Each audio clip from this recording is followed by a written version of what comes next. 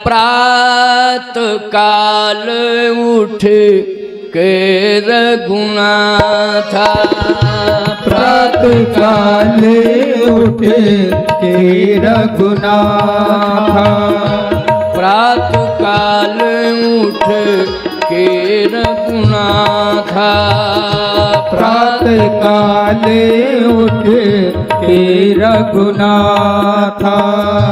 मातु पिता गुरु नावहि माथा, मात पिता गुरु नावहि माथा, मातु पिता गुरु नावहि माथा, मात पिता गुरु नावहि माथा। आय सुमांग करहि पुर कार्या, आय सुमांग करहि पुर कार्या, आय सुमांग करहि पुर कार्या, आय सुमांग करहि पुर कार्या। देख चरित हर शय मन राजा, देख चरित हर शय मन राजा, देख चरित हर शय मन राजा, देख चरित हर शय मन राजा। आय सुमांग करहि पुर काजा, आयुष मांग करहि पुर काजा। आज्ञा लेकर के कार्य क्षेत्र में प्रवेश कर रहे हैं। 3 बजे के बाद ब्रह्म वेला का आरंभ होता है, इसलिए ब्रह्म मुहूर्त में जागने की कोशिश करो। यदि बहुत ज्यादा तुम व्यस्त हो या फिर तुम अस्वस्थ हो या फिर बहुत ही ज्यादा नींद के प्रेमी हो तो 6 बजे के पहले पहले बिस्तर छोड़ दो, हर हालत में छोड़ दो। 3 से 6 के बीच में ही आपको जागना है, क्योंकि ये 3 घंटे की ब्रह्म वेला है। 24 घंटे होते हैं ना, 8 पहर होते हैं, एक पहर 3 घंटे का होता है, तो 8 दिया 24। इसलिए ये 3 घंटे आपको मिले हैं ब्रह्म वेला के, प्रातः 3 बजे से लेकर के 6 बजे तक। 6 बजे के पहले पहले बिस्तर छोड़ देना है, आलस्य त्याग। भगवान राम तो राम जी हैं, 3 बजे जाग जाते थे।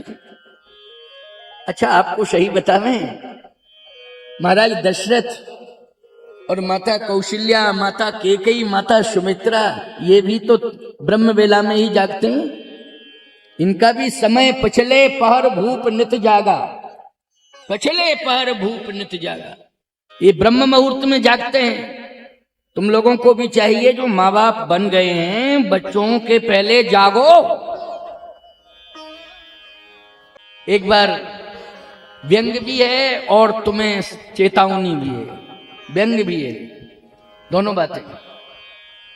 मैंने एक बच्चे से कहा कि सुबह जाग के माता पिता को प्रणाम किया करो, मेरी सेवा में था वो। उसने कहा, महाराज जी माता पिता से भी कुछ कह दीजिए। मैंने कहा, कह दूंगा, क्या कहना है? आप मुझसे कह रहे हैं कि जाग के माता पिता को प्रणाम किया करो ब्रह्म मुहूर्त में, लेकिन माता पिता से ये कह दो कि सुबह जाग के मेरे कमरे में प्रणाम करवाया जाया करे। प्रणाम करने में मुझे कोई दिक्कत नहीं, मेरे कमरे में आकर के रोज आए प्रणाम करवाए, हम प्रणाम कर लेंगे। मैंने कहा, ये बात तुझे कहनी नहीं चाहिए, 2 कदम चल ले, 4 कदम चल ले, 10 कदम चल ले, क्या दिक्कत की बात है? महाराज जी क्या चल ले, जब माँ बाप सवेरे जागे तब ना प्रणाम करें उनके पास जाके। जब वो जागते ही नहीं है सुबह ब्रह्म मुहूर्त में, तो हम क्या जाएं और क्या प्रणाम करें? इसका मतलब यह है कि शर्म आनी चाहिए। बच्चे अगर थोड़ा सोच समझ वाले हो गए हैं तो ध्यान रखो, मर्यादा का पालन करो और सुबह दोनों जाग जाओ जल्दी ब्रह्म मुहूर्त में। बच्चों के पहले जाग जाओ। और याद रखना, जैसे पुजारी जाता है तो मंदिर के अंदर उसे भगवान का दर्शन होता है। बालक आपका कमरे से बाहर निकले, आंगन में माता पिता का दर्शन होना चाहिए, उसे आंगन में माता पिता का दर्शन मिलना चाहिए, तब तो मर्यादा सुरक्षित रहेगी। इसलिए भगवान ने इस धरित्री पर अपनी लीला की और लीला के माध्यम से आलस्य को दूर किया। अब जब भगवान ने आगे और बड़ी लीला की विस्तार किया तो आपको एक बात बतावें, रामा अवतार में भगवान ने सबसे पहले राक्षसी को मारा, उसका नाम है ताड़का। ये ताड़का करती क्या है? पड़ी रहती है, सोती रहती है, जब भूख लगती है तो जाग लेती है, फिर खा लेती है, फिर सो जाती है। ये ताड़का का काम है। कुछ नहीं करती है, बस पड़ी रहती है, सोती रहती है, भूख लगती है तो जागती है, फिर खा के सो जाती है। अगर इतना आलस, बहन बेटियों अन्यथा मत लेना, अगर इतना आलस तुम्हारे अंदर है तो नाम तुम्हारा कुछ भी हो, लेकिन तुम रामायण के अनुसार ताड़का हो। नाम कुछ भी हो तुम्हारा। इसलिए परिवर्तन करो, ब्रह्म मुहूर्त में जागने की कोशिश करो। जो ब्रह्म मुहूर्त में सोता है वही राम का शत्रु है, वही ब्रह्म का शत्रु है। याद रखना, जो ब्रह्म मुहूर्त में सोता है, लेकिन बिना किसी कारण का परिस्थिति यदि है तो मैं ये बात नहीं कहूंगा, समझ लेना इस बात को। यदि कोई व्यक्ति अस्वस्थ है और वो पलंग पर लेटा है और हम पहुंच गए हैं तो ईमानदारी से बताओ, वो लेटे लेटे ही प्रणाम कर सकता है? बोलो भाई, उसको दोष नहीं लगेगा क्योंकि असमर्थ है। वो लेटे लेटे ही प्रणाम कर लेगा क्योंकि वो असमर्थ है। हम खड़े रहेंगे उसके सामने, वो लेटा रहेगा और लेटे लेटे ही प्रणाम करेगा क्योंकि असमर्थ है। इसलिए अपराध क्षम्य है। असमर्थ है इसलिए अपराध क्षम्य है। लेकिन ज्यादा खा गया हो और उठ नहीं पा रहा हो और लेटे लेटे प्रणाम करे तो बोलो राक्षस है कि नहीं? कंफर्म राक्षस है। इसलिए यदि आप किसी कारण को लेकर के जागे हैं और विलंब से सोए हैं और विलंब से जग रहे हैं तो अपराध आपका क्षम्य है। लेकिन यदि आपने प्रतिदिन ऐसा नियम बना लिया है कि नहीं, हम चैलेंज देते हैं, हम ब्रह्म मुहूर्त में कभी जागेंगे ही नहीं, कुछ भी हो जाए, तो निश्चित रूप से आपके अंदर राक्षसत्व आ गया। आपको परिवर्तन करना पड़ेगा, विचार करना पड़ेगा। भगवान राम ने, संत और भगवंत ने, दोनों ने एक यात्रा प्रारंभ की। वो संत विश्वामित्र जी महाराज हैं और भगवान राम। क्योंकि परिवर्तन हो और अभूतपूर्व परिवर्तन हो, इसके लिए संत का प्रयास है। संत का प्रयास ये नहीं है कि केवल मेरा यज्ञ सफल हो जाए। अयोध्या जाने का अर्थ है, प्रभु राम को लाने का अर्थ है कि एक अभूतपूर्व परिवर्तन होना चाहिए। तो आइए, मैं चर्चा कर रहा था कि ये जो विश्वामित्र जी की यात्रा है, इस यात्रा के क्रम में लोग कहते हैं कि वो यज्ञ नहीं कर पा रहे थे। यज्ञ न होने के कारण उन्होंने अयोध्या जाकर के प्रभु राम को लाने का संकल्प लिया है कि मैं प्रभु राम को लाऊंगा। रामचरितमानस में यदि आप क्रम से पढ़ेंगे तो ऐसा आपको आभाषित भी होता रहता है कि यज्ञ नहीं हो पा रहा है इसलिए विश्वामित्र जी जा रहे हैं। लेकिन इसमें अनेक अर्थ हैं, अनेक भाव हैं। विश्वामित्र जी की जो संकल्प यात्रा है, इस यात्रा का अर्थ है कि जन जन में परिवर्तन हो, जन जन का प्रमाद दूर हो। श्री राम के इस दिव्य यात्रा से, श्री राम की इस दिव्य लीला से जन जन का आलस्य प्रमाद दूर हो, बुद्धि की जड़ता दूर हो और सीताराम विवाह महामहोत्सव का दिव्य आनंद प्राप्त हो, ये लक्ष्य है। इसलिए उन्होंने सबसे पहले जिस रास्ते में ताड़का रहती है उसी रास्ते से राम जी को ले गए, जिस रास्ते में ताड़का रहती है। नहीं तो रास्ता तो दो है, वर्णन आता है कि दो रास्ते हैं, लेकिन जिस रास्ते में ताड़का रहती है उसी रास्ते से प्रभु श्री राम को ले जाने का मन बना ही लिया है। किसने? विश्वामित्र जी महाराज ने, आप सबको शिक्षा देने के लिए। विश्वामित्र जी महाराज अयोध्या में सम्मान लेने के लिए नहीं गए, भगवान को लेने गए। जब आप तीर्थ की ओर जाते हैं तो निश्चित रूप से आपका अभिमान शनई शनई शनई शनई दूर होता है, इसलिए तीर्थ की ओर जाया जाता है। अब प्रतिदिन तो आप तीर्थ नहीं जा सकते, लेकिन आपके समीप में जो मंदिर है वहां तो आप प्रतिदिन जा सकते हैं, जाना चाहिए। इसलिए तो मठ मंदिर बनाए गए हैं, इसलिए नहीं बनाए गए हैं कि हमने एक बार मंदिर बना दिया, प्राण प्रतिष्ठा करा दी, उत्सव मना लिया, पुजारी जाने, पुजारी का काम जाने, वो पूजा करे। नहीं, आप सबको जाना पड़ेगा। 10, 20, 25, 50 कदम, 100 कदम चल करके जाना पड़ेगा। तो जब आप नित्य जो है मंदिर में जा करके 10, 50, 100 कदम चल करके दर्शन करेंगे तो आपको प्रतिदिन तीर्थ का पुण्य प्राप्त हो जाएगा, धाम का पुण्य प्राप्त होगा। इसलिए ये सहज और सुलभ हो गया आपके लिए। परंतु आप चाहो तब, लेकिन आप चाहते नहीं हो, आलस्य में हो, इसलिए रोज नहीं जा पाते हो, क्योंकि आलस्य पीछे पड़ गया। वो आलस नहीं जाने देता, वो आलस कहता है मत जाओ मत जाओ मत जाओ, चाय बुलाओ, चाय जल्दी बुलाओ। क्यों? बोले चाय से आलस दूर हो जाएगा। ऐसी मानसिकता बन गई है। नहीं नहीं नहीं, ये मानसिकता तुम्हारी ठीक नहीं है। चाहे सुबह चाहे मत मांगो, भगवान के दर्शन की चाह रखो जीवन में, बस इसी से परम कल्याण होगा। ये विश्वामित्र महामुनि ज्ञानी, विश्वामित्र महामुनि ज्ञानी, बसहि विपिन शुभ आश्रम जानी, बसहि विपिन शुभ आश्रम जानी।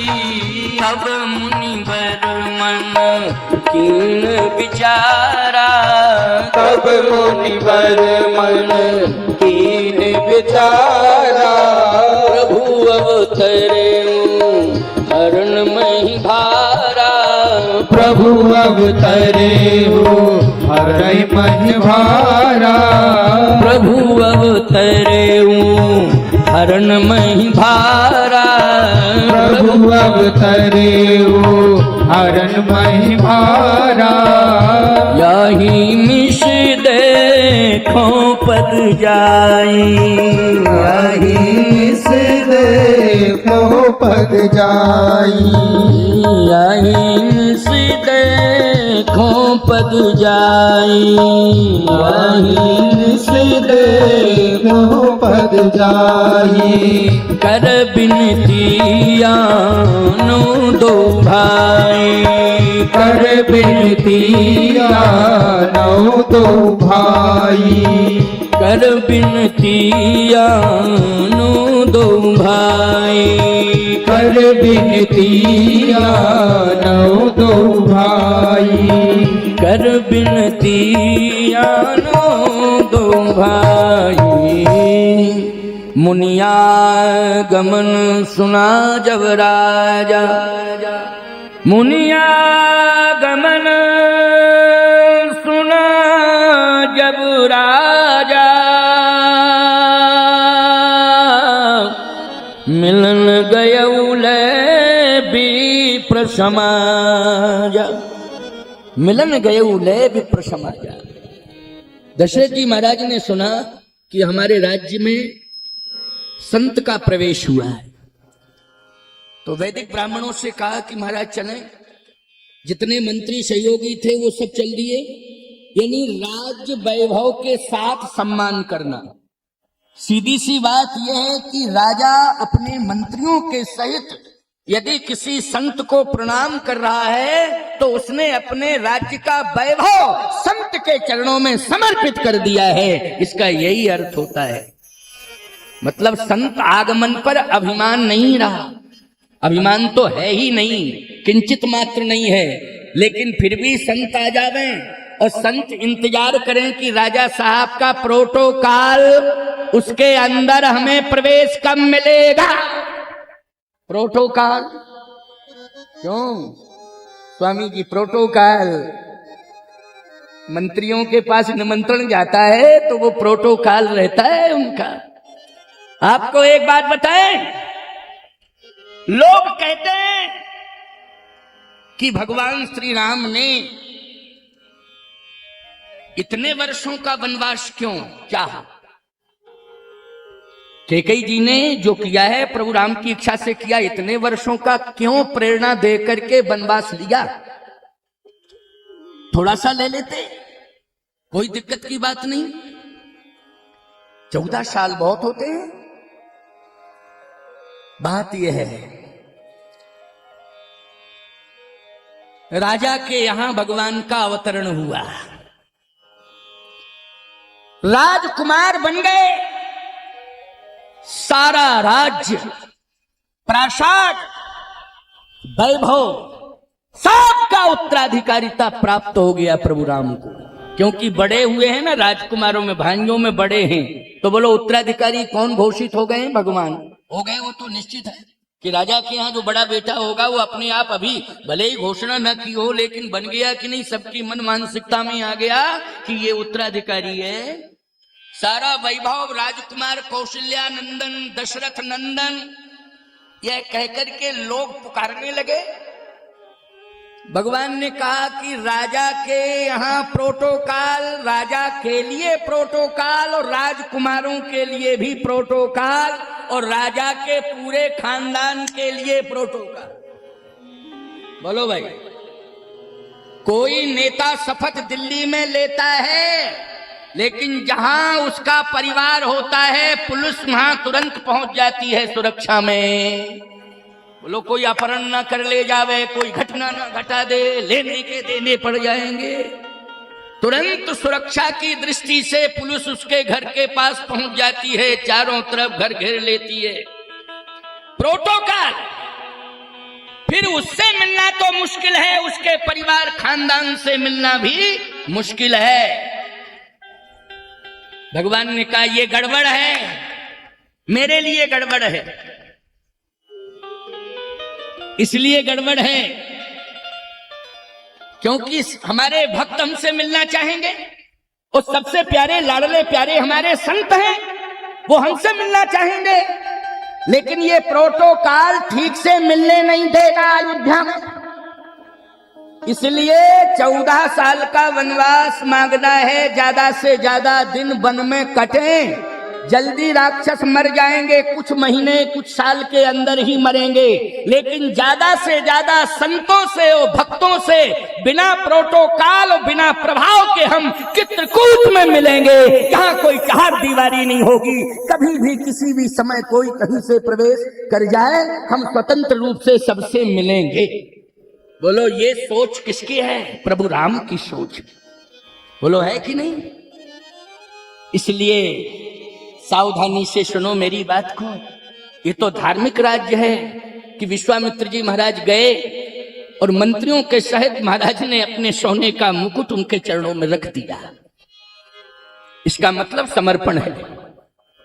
और जिस सिंहासन पर बैठते थे उस सिंहासन पर बिठा दिया। कर दंडवत मुनहि सन्मानी, कर दंडवत मुनहि सन्मानी, और निज आसन बैठा रहिया।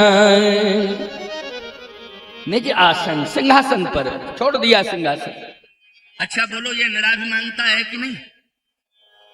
सिंहासन पर बिठा दिया आजकल का नेता कहता है थोड़ा सा पद मिल जाता है, महात्मा जी आए हैं उनसे कह दो थोड़ा बैठे इंतजार करें, अभी हम अपने विभाग के कार्यों में व्यस्त हैं।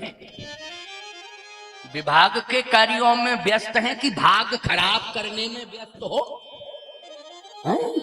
विभाग नहीं, भाग ही खराब करने में लगे हो अपने, इतने व्यस्त हो। नहीं नहीं नहीं, संतों को प्राथमिकता दो। यदि पहुंच जाए तो अपने भाग्य की सराहना करो। संत कोई अपना निजी काम लेके नहीं जाता है, निजी कार्य से नहीं जाता है। संत जब भी जाएगा तो कोई धार्मिक कार्यक्रम हो रहा होगा तभी सूचना देने जाएगा,